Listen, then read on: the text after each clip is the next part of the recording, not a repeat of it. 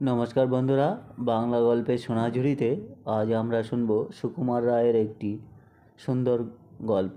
আজকের গল্প গরুর বুদ্ধি। পণ্ডিত মশাই ভট্টাচার্যি বামুন, সাদা সিধে শান্তশিষ্ট নিরহ মানুষ। বাড়িতে তার সর্ষের তেলের দরকার পড়েছে, তাই তিনি কলুর বাড়ি গেছেন তেল কিনতে। কলুর ঘরে মস্ত বড় ঘানি। একটা গরু গম্ভীর হয়ে সে ঘানি ঠেলছে, তার গলায় ঘণ্টা বাঁধা। গরুটা চলছে তো চলছে, ঘানিটা ঘুরছে আর সর্ষে পিষে তা থেকে তেল বেরোচ্ছে, আর গলায় ঠুংটাং করে আওয়াজ হচ্ছে। পণ্ডিত মশাই রোজই আসেন, রোজই দেখেন, কিন্তু আজ তার হঠাৎ ভারী আশ্চর্য বোধ হলো। তিনি চোখ মুখ গোল করে অবাক হয়ে তাকিয়ে রইলেন। তাই তো, এটা তো ভারী চমৎকার ব্যাপার। কলুকে জিজ্ঞাসা করলেন, ও হে কলুর পো, ও জিনিসটা কি হে? কলু বলল, আগে ওটা ঘানি গাছ, ওতে তেল হয়। পণ্ডিত মশাই ভাবলেন, ইয়ে আবার কীরকম হলো? আম গাছে আম হয়, জাম গাছে জাম হয়, আর ঘানি গাছের বেলায় তেল হয়, মানে কি? কলুকে আবার জিজ্ঞাসা করলেন, ঘানিতে ফল হয় না? কলু বলল, সে আবার কি? পণ্ডিত মশাই টিকিতে হাত বুলিয়ে ভাবতে লাগলেন, তার প্রশ্নটা বোধহয় ঠিকই হয়নি, তাই সে কিছু বলছে না। কিন্তু কোথায় যে ভুল হয়েছে সেটাই তিনি ভাবতে পারছেন না। তাই অনেকক্ষণ চুপ করে তারপরে বললেন, তেল কী করে হয়?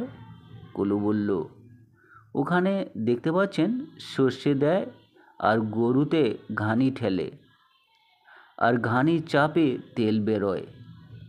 এবারে পণ্ডিত মশাই খুবই খুশি হয়ে ঘাড় নেড়ে টিকি দুলিয়ে বললেন, ও বুঝেছি, তেল নিষ্পেপণ যন্ত্র।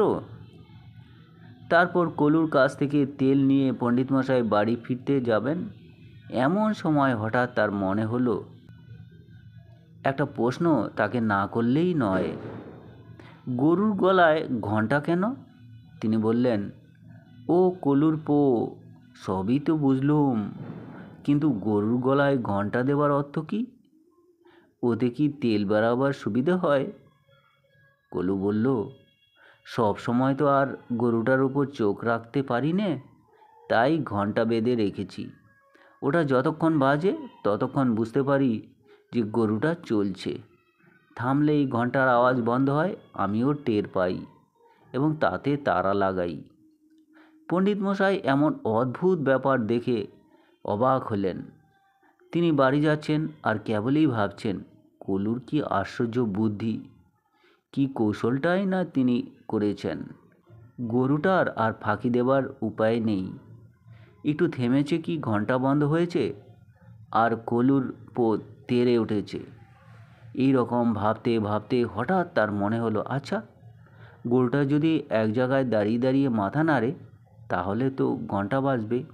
তখন কলুর পো টের পাবে কি করে? ভট্টাচার্য মশাইয়ের ভারী ভাবনা হলো, গরুটা যদি শয়তানি করে ফাঁকি দেয় তাহলে কলুর তো লোকসান হবে।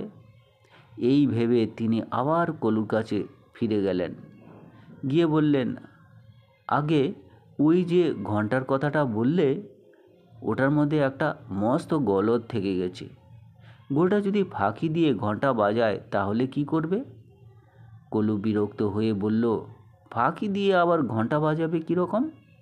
পণ্ডিত মশাই বললেন, মনে করো যদি এক জায়গায় ঠায় দাঁড়িয়ে মাথা নাড়ে তাহলেও তো ঘণ্টা বাজবে, কিন্তু ঘানি তো আর চলবে না।